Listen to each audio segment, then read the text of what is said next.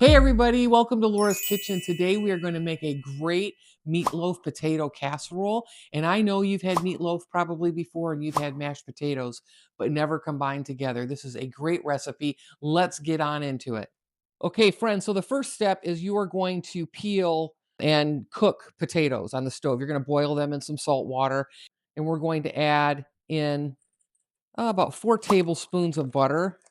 I won't tell anybody if you put in 5 tablespoons. I'm going to add in some Parmesan cheese, which you may not put Parmesan cheese or you have never in your mashed potatoes, but it does give it just a nice little zap of flavor. I am going to put in 1 cup of heavy whipping cream, and we're going to mash these babies up. But before we do that, I'm going to add in some sour cream, and all of the measurements are in the recipe and the description. But I'm going to put in about a half a cup of sour cream. Or I won't tell anybody if you put in a little bit more to make them super creamy. So there's about a half and then a good teaspoon for measure there of the sour cream. And then I'm just going to take our potato masher. We're going to mash all of this up together. Now you want some good texture with your mashed potatoes. You want them somewhat creamy, but I don't want them to be soupy, right? So I am going to mash these up here and we'll see what type of a consistency we get. Oh, and it's looking good already, friends. Smelling good too. And that is looking just about perfect there. The next thing I'm going to do is I'm going to just add some parsley just to give it some nice color, especially when we layer it up on the meatloaf. It's going to look great. So I'm just going to kind of mix that in a little bit. Now I'm just going to take these mashed potatoes and I'm going to set them aside. Okay, we're going to set these aside and we're going to go on to our next step. Folks, the next step is to take 2 pounds of ground beef. This is an 80-20 mixture, but you could use whatever ground beef you'd like, in a large bowl. So I've got 2 pounds of ground beef right there. I'm going to add in a whole diced onion. And then you also could use breadcrumbs in this recipe, but I also like to use a savory herb stovetop dressing. So I'm going to add, instead of the breadcrumbs, I'm going to kind of deviate and use a stovetop dressing mix, which is wonderful. I'm also going to put in 2 eggs.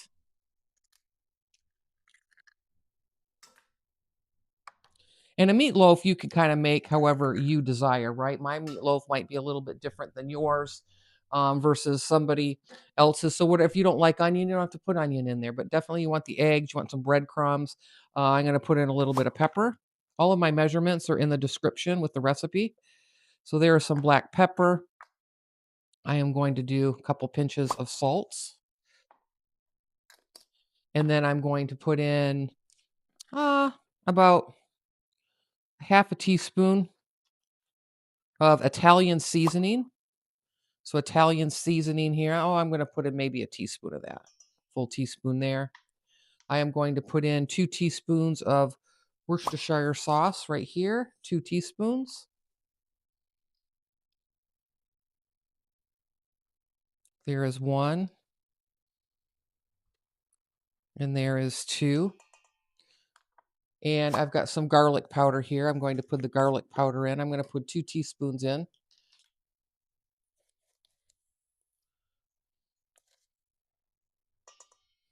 I'm also going to add some paprika in. 2 teaspoons.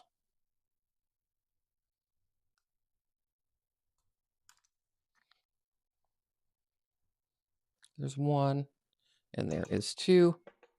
I'm also going to add some garlic. You could put in crushed garlic cloves or some minced garlic here.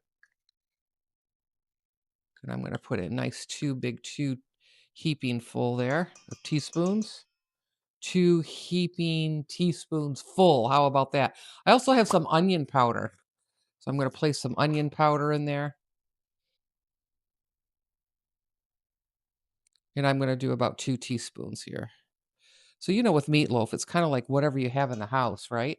I'm also going to put in 1 cup of milk to help the breadcrumbs or your stovetop dressing to kind of bind. I'm also going to put in a half a cup of ketchup.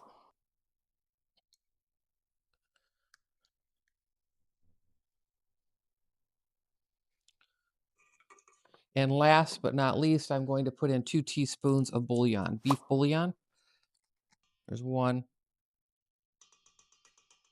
and 2. So there we go. So now I'm going to get in here and I'm going to mix it really well with my hands, but I'm not going to over mix it.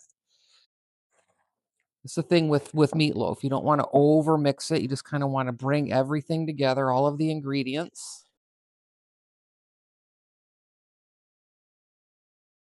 And there we go. I think that that's plenty. And the next thing we're going to do is we're going to take the ground beef and we're going to put it in this 9 by 13. Now, some people will say you need to grease it, like spray it with some cooking oil, but I think there's enough grease in this ground beef that we're going to be fine. I say the less grease that we have going in, the better. And I'm just going to push this down into my 9 by 13 pan. I'm going to try to get it as even as I can. And there is the first layer of our meatloaf potato casserole. And I'm just going to set this aside for a minute. We're going to get on to the gravy, a homemade gravy that we're going to make that goes with our meatloaf and potato casserole. First of all, you're going to get a saucepan. Obviously, you're going to put some heat on it. I'm going to dump about 3 tablespoons of butter into the saucepan here. And we're going to let that warm up a little bit there. You're going to get that butter nice and bubbly like it is here. Nice and hot. I'm going to throw in 3 tablespoons of flour.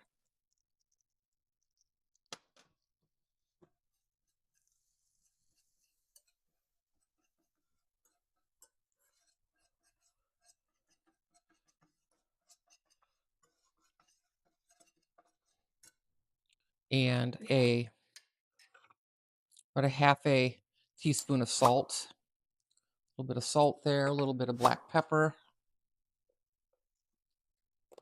I'm also going to put in a half a teaspoon of onion powder. And then a half a teaspoon of garlic powder.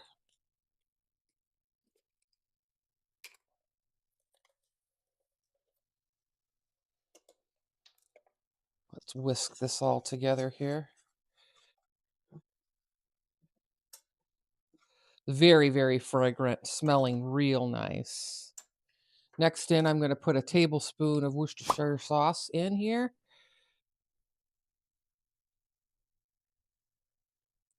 To bring up that fragrant, real nice. And then the last piece that we're going to do to make this gravy is we're going to put in 2.5 cups of beef broth here. We're going to let it thicken up. There's 1 cup.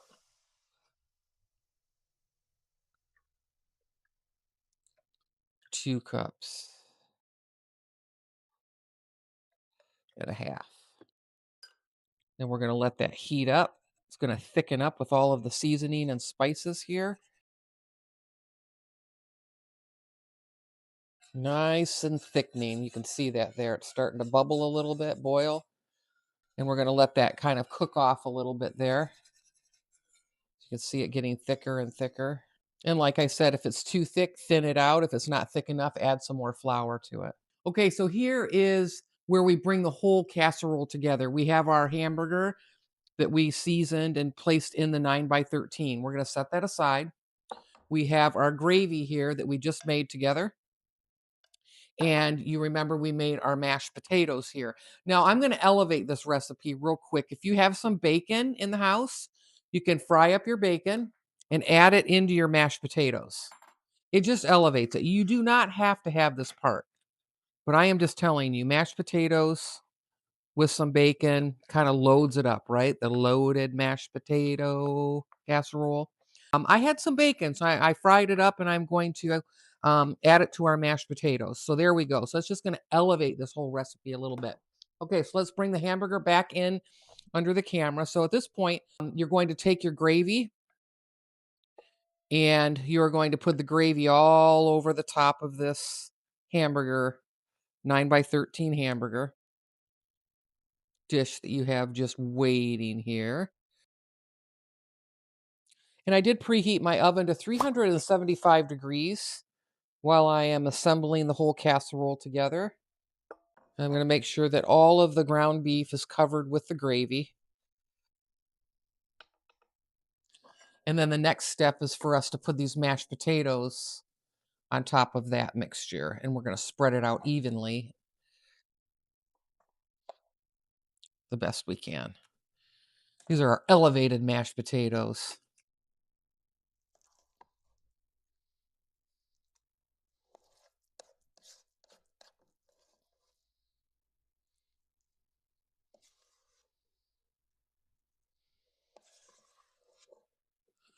This is going to feed an army. It's going to feed a lot of people. And then what we want to just gently push the potatoes out to the edges so that you've got everything covered.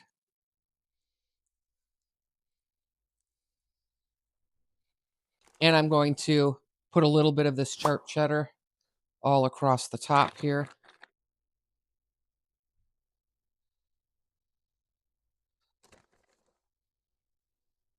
A little bit of parsley, but you could add some green onion here. It's a fun recipe because you can kind of play around with it. Add some nice color there. Now I'm going to cover this with tin foil. And I'm going to put it in the oven for 35 minutes or 375 degrees for 35 minutes. Now, you'll probably think, well, Laura, is that hamburger going to cook? At 375 degrees at 35 minutes, that meat should all be cooked all the way through. Ooh, friends, look at this meatloaf casserole, potato casserole. So here she is out of the oven. I mean, she's beautiful. She's going to feed an army too. This is a nice deep, deep dish. But let's take a hunk here. See what. Ooh, yeah, look at that. Beautiful meatloaf casserole. Yum. So, so good.